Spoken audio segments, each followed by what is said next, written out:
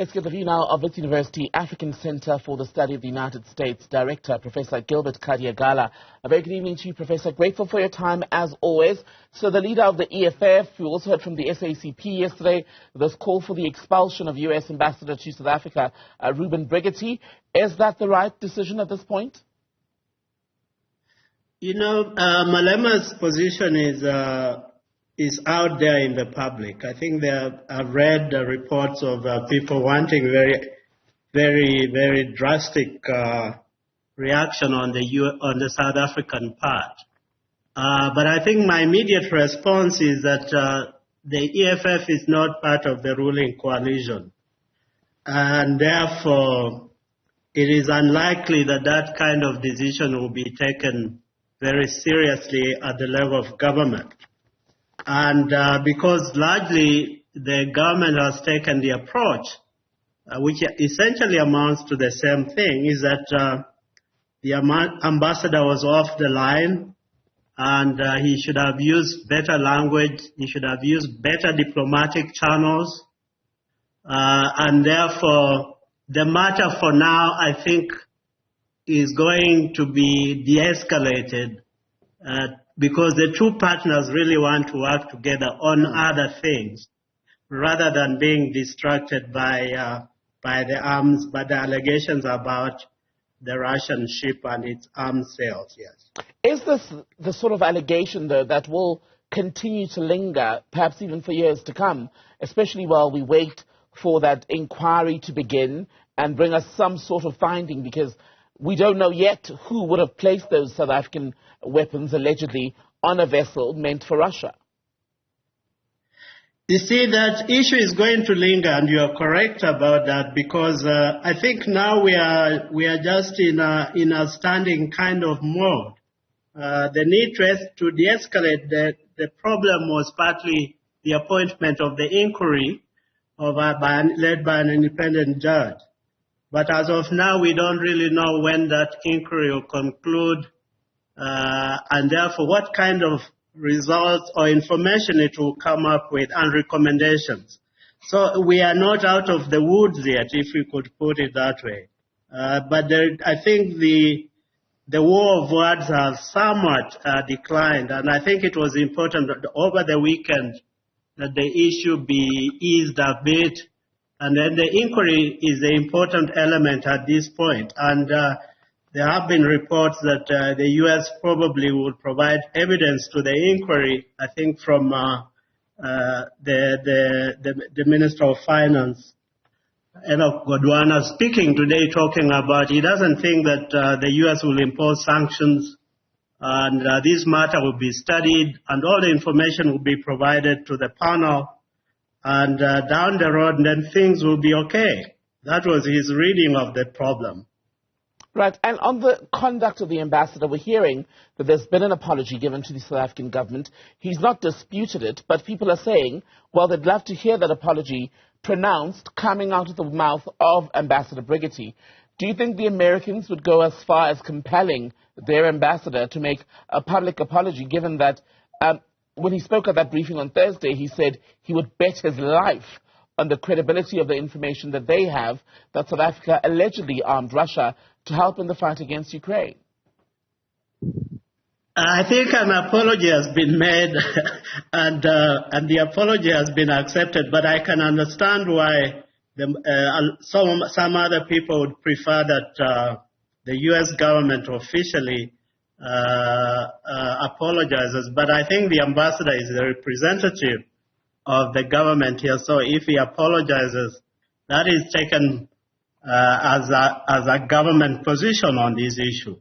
Mm-hmm. So, but I can see why people would be interested in getting the ambassador out, pushing for a much more explicit apology from the U.S. government. And it's important to note that these weren't just views that the ambassador drew out of thin air, because in the subsequent State Department briefing in Washington on Thursday night American time, that was repeated, and they very much echoed what the ambassador had said. So it is a view that holds even within the higher-ups, within the U.S.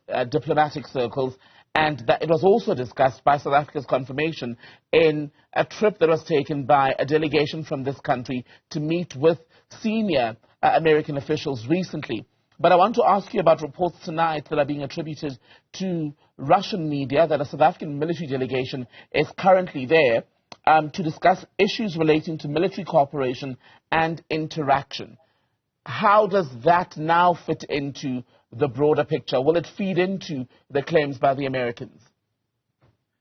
I think it's going to fuel the claims by the Americans that South Africa is not non-aligned, despite the claims here that, and the president was saying today, that South Africa wants to remain non-aligned. But I think the linkages on the military side appear to be pushing the idea of a non-aligned very, very, very far off the mark. So if it is true that, in fact, there is a delegation already in Moscow, that I think is going to contribute to the animosities between the U.S. and South Africa, pending the recommendations of the panel, or the inquiry from the panel.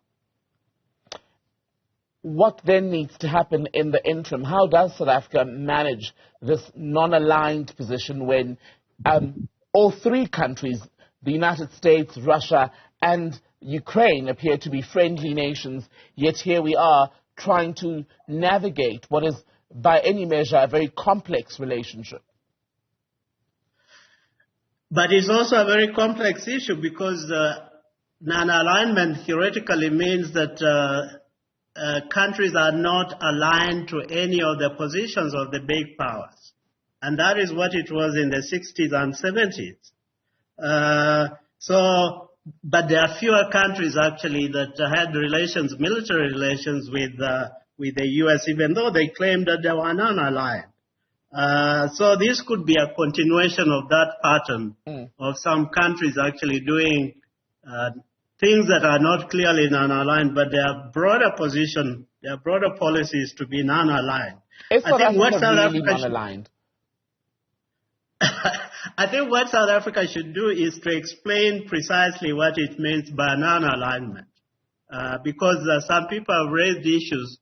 For instance, at the UN, when it comes to votes on Palestine, South Africa consistently votes against the U.S.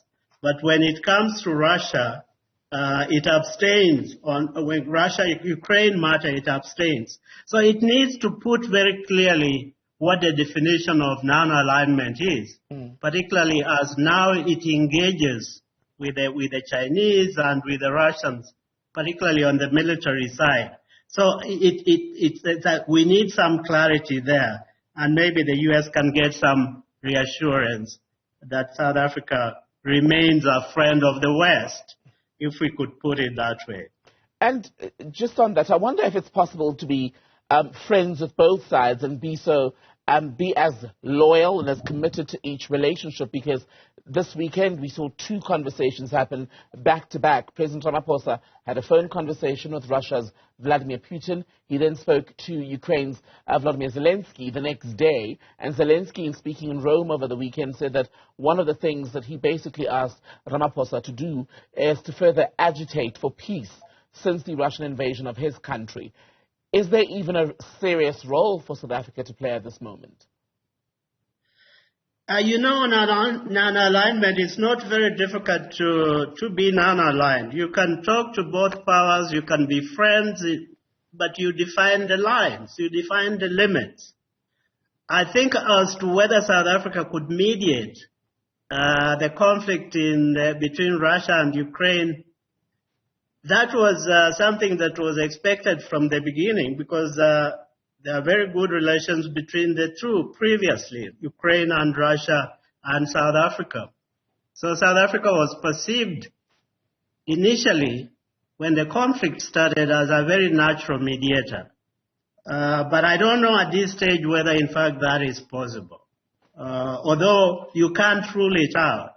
I think particularly if the Ukrainians push the idea that South Africa remains a country with considerable moral power, and it also has good relations with Russia, it potentially can then step in even at the last moment even at this very, very difficult moment of the conflict. Thank you so much for that, Professor Gilbert Khadiagala. Always a pleasure to speak to you.